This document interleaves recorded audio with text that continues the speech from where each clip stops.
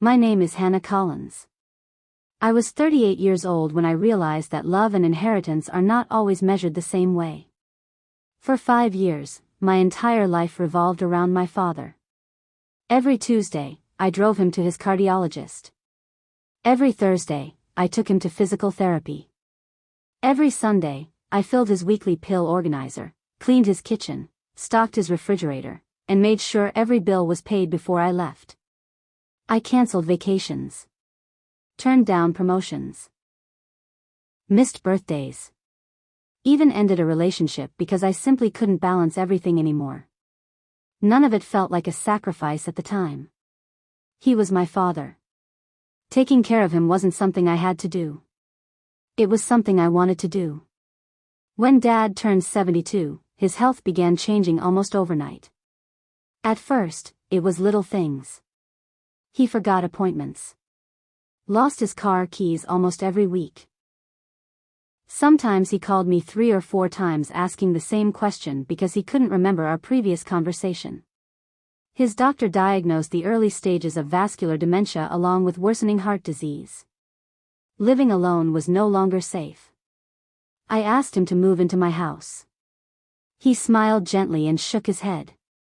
"This place still feels like home," he told me. "As long as I can stay here, I want to." So instead of moving him, I rearranged my own life. Every morning before work, I stopped by his house. Every evening after work, I came back again. I cooked, cleaned, did laundry, picked up prescriptions, handled insurance paperwork, scheduled every medical appointment. Whenever the hospital called, they called me first. Not because they had to. Because Dad had listed my name as his emergency contact years earlier. My younger sister, Megan, lived nearly 900 miles away in Arizona. According to her social media, life couldn't have been better. Luxury vacations, concerts, weekend brunches, new designer handbags. Whenever Dad asked if she planned to visit, there was always another excuse. Work was too busy. Flights were too expensive. She had already promised friends she'd travel somewhere else. Maybe next month. Maybe Christmas. Maybe after summer. 5 years passed. She visited exactly 4 times. None of those visits lasted longer than 48 hours. Dad never criticized her. He always defended her. "Megan has her own responsibilities. Don't judge her too harshly. She's trying." Maybe he truly believed it. Or maybe he simply didn't want his daughters fighting. Neighbors noticed who was always there. The mailman knew me by name. The pharmacist greeted me before I even reached the counter. The nurses at the cardiac clinic often smiled and said, "Your father is lucky to have someone like you." I always smiled back. But I never expected recognition. I certainly never expected repayment. Love isn't a transaction. At least, that's what I believed. As the years passed, caring for Dad became normal. It wasn't easy. Some nights I barely slept after rushing him to the emergency room. Some mornings I cried alone inside my car before walking into work pretending everything was fine. Still, I never questioned my decision. If I had to live those 5 years again, I would make the same choice. Then one cold October morning, everything changed. Dad passed away peacefully while I sat beside his hospital bed holding his hand. His breathing slowed. He looked at me one final time. Then, he was gone. The funeral brought together relatives I hadn't seen in years. Everyone shared stories. Everyone remembered his kindness. More than one person quietly hugged me and whispered, "You did everything you could." I believed that chapter of my life had finally ended. I was wrong. 1 week later, our family gathered inside a downtown law office for the reading of Dad's will. The conference room was quiet. Too quiet. My aunt sat beside me. Two cousins occupied the chairs near the window. Then Megan arrived. She looked different than she had at the funeral. Confident. Relaxed.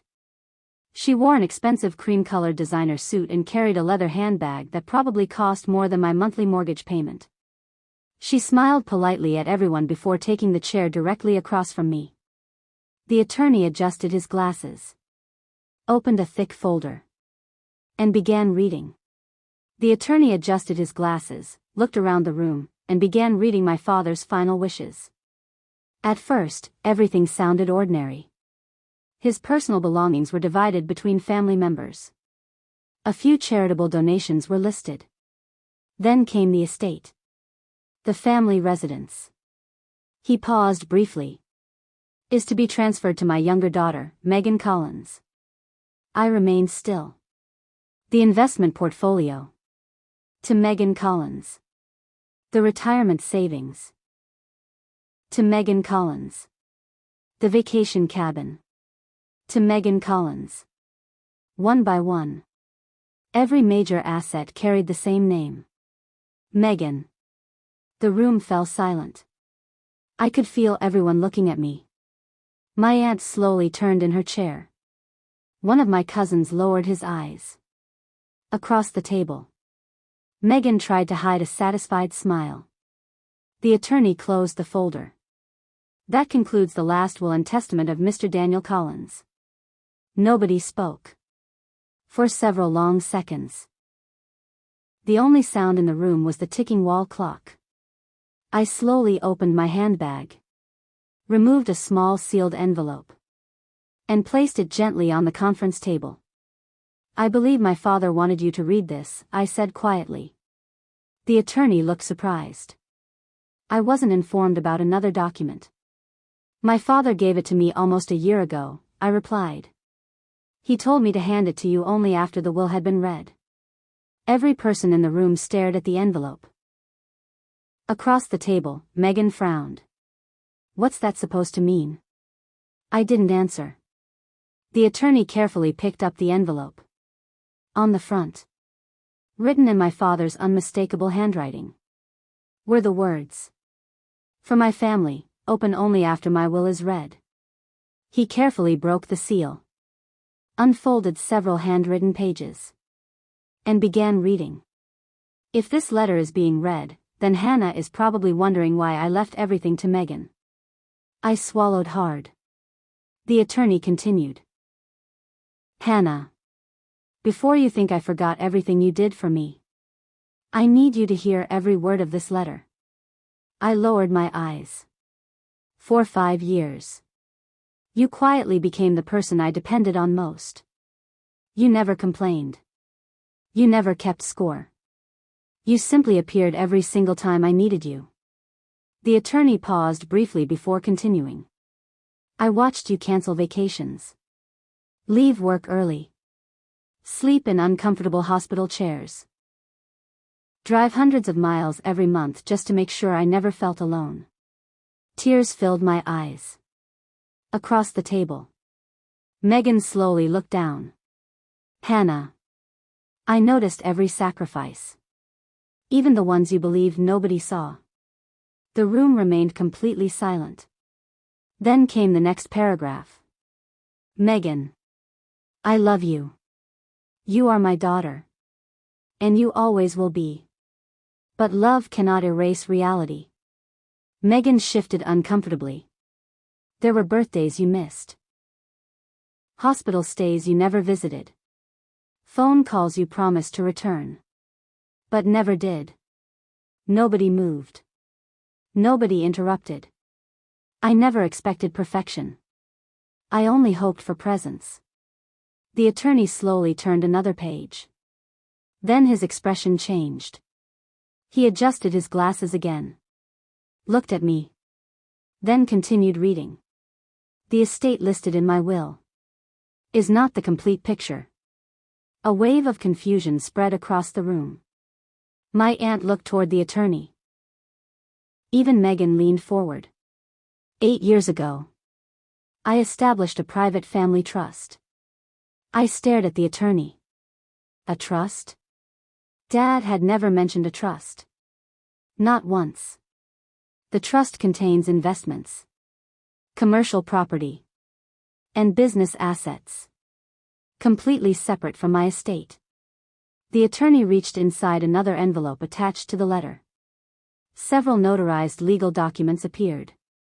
He carefully reviewed the first page, then looked directly at me. The sole trustee and controlling beneficiary is Hannah Collins. The room exploded into whispers. Megan's face lost all color. She looked completely stunned. My aunt covered her mouth. One cousin whispered, "Oh my God." The attorney continued reading. I intentionally separated my estate from my trust because they represent two very different things. The attorney took a slow breath before continuing. My estate was never meant to measure love. It was meant to provide financial security. But the trust, he looked directly at me, was created to protect something far more valuable. He unfolded the final pages. The trust includes investment accounts, commercial real estate, dividend-producing stocks, and ownership interests in two family businesses that were intentionally excluded from my probate estate. The room became completely silent. Nobody expected this. Not even me. The attorney continued.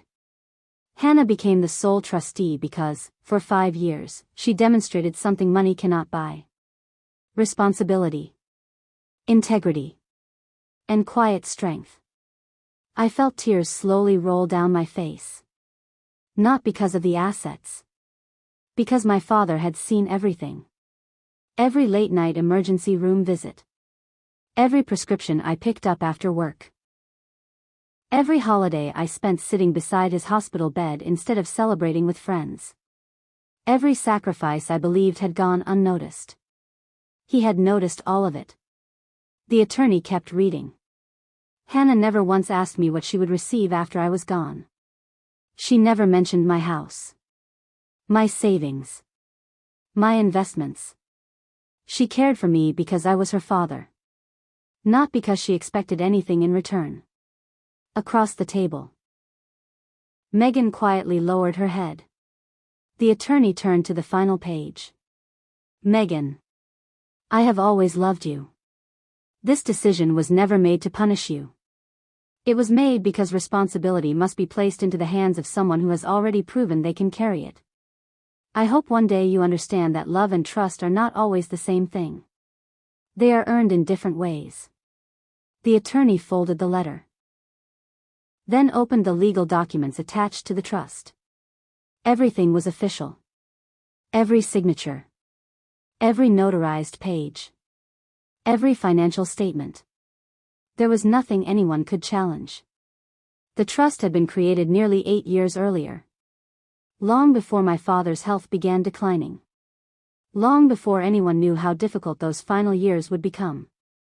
Dad had planned everything carefully. The attorney closed the file. Mrs. Collins, he said softly. Your father left detailed instructions. You become trustee immediately. You'll also receive full control of every asset held inside the Collins family trust. Nobody spoke. My aunt quietly reached over and squeezed my hand. One cousin smiled through tears. Across the room, Megan finally looked at me. There was no anger in her eyes. Only regret. I'm sorry, she whispered. I didn't know. I looked at her for a long moment. I know. And I meant it. Because this wasn't about winning.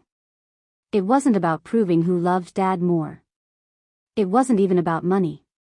It was about something much deeper. Dad had spent 5 years watching our choices. Not our words. Our actions. He understood something I didn't fully appreciate until that day. Money can make someone wealthy. But trust. Trust is built one ordinary day at a time. One promise kept. One sacrifice made. One quiet act of love after another. I signed the documents, folded my father's letter carefully, and placed it back inside the envelope he had trusted me to protect. As I walked out of the law office, I realized something. The greatest gift my father left me wasn't the trust.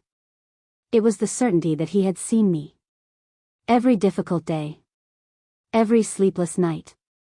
Every sacrifice. None of it had been invisible. People often believe inheritance is measured by dollars. My father taught me something different. Wealth can be transferred with a signature. Trust must be earned over a lifetime. My name is Hannah Collins. I spent 5 years taking care of my father.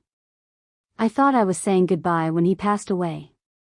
Instead, he left me one final lesson I'll carry for the rest of my life. The end.